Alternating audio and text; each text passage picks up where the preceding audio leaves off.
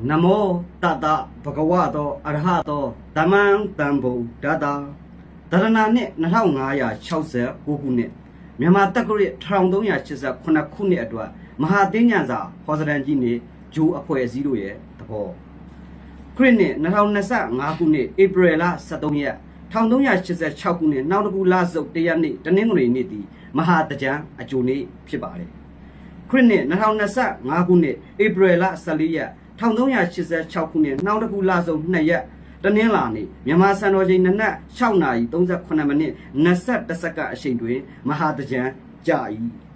ခရစ်နှစ်2025ခုနှစ်ဧပြီလ15ရက်1386ခုနှစ်နောက်တစ်ခုလဆုံး3ရက်အင်္ဂါနေ့ဟာမဟာတကြံအကြက်ရက်ဖြစ်ပါတယ်ခရစ်နှစ်2025ခုနှစ်ဧပြီလ16ရက်1386ခုနှစ်နောက်တစ်ခုလဆုံး4ရက်ဗုဒ္ဓဖူးနေ့မြန်မာစံတော်ချိန်နနက် 10နာရီ24မိနစ်4စက္ကန့်အချိန်တွင်မဟာသင်္ညာတက်၏ထို့ကြောင့်18ရက်4လ2025ခုနှစ်ကြာစာပတိနေ့နောက်တစ်ခုလဆန်း9ရက်နေ့ဟာနှစ်ဆန်း1ရက်နေ့ဖြစ်ပြီးထိုနှစ်အား1389ခုနှစ်ဟုခေါ်တွင်စေ၏1389ခုနှစ်တွင်အတာစားသောနေ့မှာဗုဒ္ဓဖူးနေ့ဖြစ်ပြီးတနင်္လာသာသမီများပုတ်၏ဤကမဟာတကြံဟောသည်1389ခုနှစ်အတွင်းလူအများပြုလုပ်စေလိုသည်ကမဟာတကြံကြပြီးနောက်ရက်သို့မဟုတ်နှစ်ဆန်းတရက်နေ့မှာဥကောင်းစီခြင်းပြုလုပ်ရန်နဲ့မင်္ဂလာအခါယူလိုစေပါ၏ပုံမှန်ဆိုရင်တော့ဆရာတို့မဟာတကြံကြပြီး24မိနစ်နဲ့ဒီမှာဆို4စက္ကန့်ကြာရင်ဥကောင်းစီခြင်းပြုလို့ရှိရင်ကံကောင်းစေပါတယ်သို့တော့ဆရာမိတ်ဆွေများရွေးရလွယ်အောင်နဲ့နှစ်ရက်အစပထမရက်ဖြစ်တဲ့နှစ်ဆန်းတရက်နေ့ကိုဆရာကတော့ရွေးချယ်ပေးလိုက်ပါတယ်ခင်ဗျာဒါကြောင့်ဥကောင်းစီစေလိုပါတယ်ခင်ဗျာ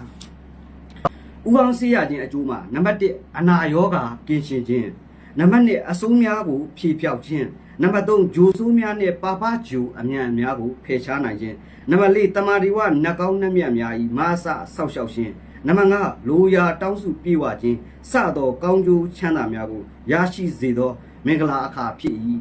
ထို့ကြောင့်ရှေ့မြန်မာပြည်များသည့်ဥကောင်းစီခြင်းမင်္ဂလာပြုလုပ်ကြောင်းကိုလည်းတမိုင်းမှာအထင်ရှားတွေ့နိုင်ပါတယ်ရှေ့ဆရာကြီးများရဲ့အဆိုအမိန်များအရာမှာလည်းတာရကများစွာရှိကြောင်းပြောပြလိုပါတယ်ခင်ဗျာဒါကြောင့်မိဘမိတ်ဆွေများအနေနဲ့ဥကောင်းစေခြင်းမင်္ဂလာပြုလုပ်ရန်ဆရာအနေနဲ့အကြံပြုလိုပြီးနှစ်အရဲ့အစရက်ဖြစ်တဲ့နှစ်ဆန်းတရက်နေ့နနက်9နာရီမှနေ့လယ်17နာရီ34မိနစ်အတွင်းမှာပြီးစီးအောင်ဆောင်ရွက်စီလိုပါတယ်ခင်ဗျာဥကောင်းစေခြင်းဆိုတော့ဒီမှာငွေဖလားတဲ့ကို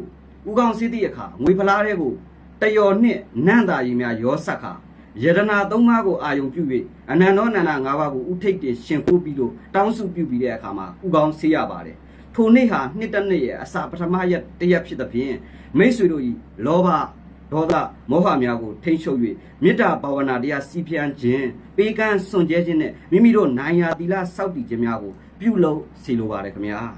အစာကောင်းမှအနှောင်းသေးချာမီဆိုတဲ့ဆိုရိုးရှိတဲ့အတိုင်းထိုနှစ်ဟာနှစ်တစ်နှစ်ရဲ့အစနှစ်ဆန်းတရက်နေ့ဖြစ်သဖြင့်ထိုနှစ်မှာထိုနေ့မှာနှစ်ဆန်းတရက်ထဲမှာအထူးသဖြင့်မိတ်ဆွေတို့ထိခိုက်ရန်စကားများခြင်းအမှုကိစ္စများယုံကလနာဆိုင်ရာကိစ္စအဝါဝါတို့ကိုဖြည့်ရှင်းခြင်းဆောင်ရွက်ခြင်းပြုလုပ်ရန်မတင်မဲနဲ့ထိုနေ့ကိုထိုရာတွေမပြုလုပ်စီဖို့အတွက်အထူးဂရုစိုက်ဆင်ခြင်စေလိုပါ၏ထို့အပြင်ထိုနေ့မှာဥပုပ်သီလစောင့်တည်ခြင်းပေးကမ်းဝေမျှဒါနပြုခြင်းကောင်းသောမင်္ဂလာစကားများကိုနမိတ်ဆောင်ပြောဆိုခြင်းများပြုလုပ်ကြပါကုန်အံ့လူကြီးမိဘဆရာသမားများကျေးဇူးရှိသူများအသက်ကြီးရွယ်အိုများနှင့်လူကြီးမိဘဆရာသခင်တို့အား၅ပါးသောထိခြင်းဖြင့်ယိုကျိုးကြော့လက်အုပ်မိုး၍ရှင်ကိုကာဝရပြုခြင်းအလို့ငါမင်္ဂလာတရားတော်နဲ့လည်းညီပါပေတယ်ခင်ဗျထိခြင်း၅ပါးဆိုတာရှေးလက်နှစ်ဘူးတထောင်ဒူးကိုထိပြီးတော့ဥခိုက်စေခြင်းကိုဆိုလိုခြင်းဖြစ်ပါတယ်ခင်ဗျထို့သူလူနဲ့ဗြဟ္မအရိယာပုဂ္ဂိုလ်သူတော်စင်တို့ရဲ့ဆောင်မကြည့်ရှုစောင့်ရှောက်ခြင်းခံရတတ်ပါတယ်ခင်ဗျမိဘဆရာသမားတို့၏ချီးကျူးထောပနာဆူတောင်းမြတ်တာပြုခြင်းကိုရရှိနိုင်သဖြင့်ထိုနှစ်ဟာထိုတို့ပြုလုပ်သူအတွက်အဘယ်မှာအဆိုးရှိနိုင်မှာလဲဤကနှစ်တစ်နှစ်ရဲ့နှစ်ကူအခါသမယ၌တစ်နှစ်မှာတစ်ကြိမ်သာပြုလုပ်လို့ရသောမင်္ဂလာဖြစ်ပြီးဒုက္ခိဒုက္ခမင်္ဂလာကောင်းကျိုးအဖျားဖျားနဲ့ပြည့်စုံစေလိုကြောင်းဆရာကတတ်တည်သူပြောပြလိုက်ပါတယ်ခင်ဗျာဆရာငယ်ဖြစ်ပါတယ်ခင်ဗျာထပ်မံပြီးတော့ဆရာက1389ခုနှစ်အတွက်မြန်မာပြည်ဂျိုးအဖွဲ့အစည်းသဘောနဲ့ပြောပြပေးမှာဖြစ်ပါတယ်ခင်ဗျာဒီဂျိုးအဖွဲ့အစည်းတွေကိုရွတ်ဖတ်ဟောကြားတဲ့အခါမှာဂျိုးကြီးများရဲ့သဘောများဟာရှေ့ဆရာကြီးများရဲ့နီးနာအတိုင်းကိုယူဆထားတာဖြစ်ပါတယ်ခင်ဗျာ တချို့ဂျိုနေရအထားသူအလွယ်အမှားလေးရှိခဲ့ပါကဆရာရဲ့စေတနာအပြစ်တာဖြစ်ပါစေတော့မပြေတော့ဘောင်ခတ်တယ်လို့မှတ်ပြီးစီလိုပါတယ်ခင်ဗျာ1389ခုနှစ်အတွက်မြန်မာပြည်ဂျိုအဖွဲ့အစည်းနေအရှင်ဂျိုခုနှစ်လုံးထဲတွင်1389ခုအုပ်စိုးသောဂျိုများမှာဗုဒ္ဓဘူးဂျိုက2နေရာတနင်္ဂနွေဂျိုက3နေရာနဲ့အင်္ဂါဂျိုတောက်ကြဂျိုစနေဂျိုတို့အတီးတီးပါဝင်လာကြပါတယ်ခင်ဗျ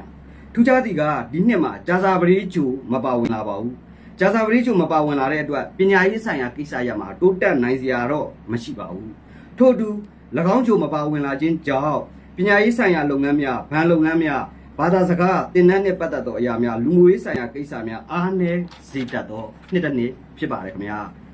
ထိုနှစ်မှာပဲပဲပြောင်းနှံ့အဆရှိသောခြံထွက်တွေတွင်းထွက်ပစ္စည်းတွေခြံထွက်လေယာထွက်ကုန်တွေဈေးကောင်းတတ်ပါတယ်ခင်ဗျာမီးဘေးတခိုးဘေးမုန်တိုင်းဘေးမိုးလေရာသီဥတုမှန်မှန်ချင်းဘေးအဆရှိသောအရာများကြောင့်စိုက်ပျိုးသီးနှံများရှားတတ်ပါတယ်ခင်ဗျာလက်မှုလုပ်ငန်းများအိမ်တွင်းမှုလုပ်ငန်းများဘာသာရေးဆိုင်ရာကိုးကွယ်ယုံကြည်မှုများလောကီပညာရပ်များပုံမူကျယ်ပြန့်စွာထွန်းကားနိုင်သောနှစ်ဖြစ်ပါတယ်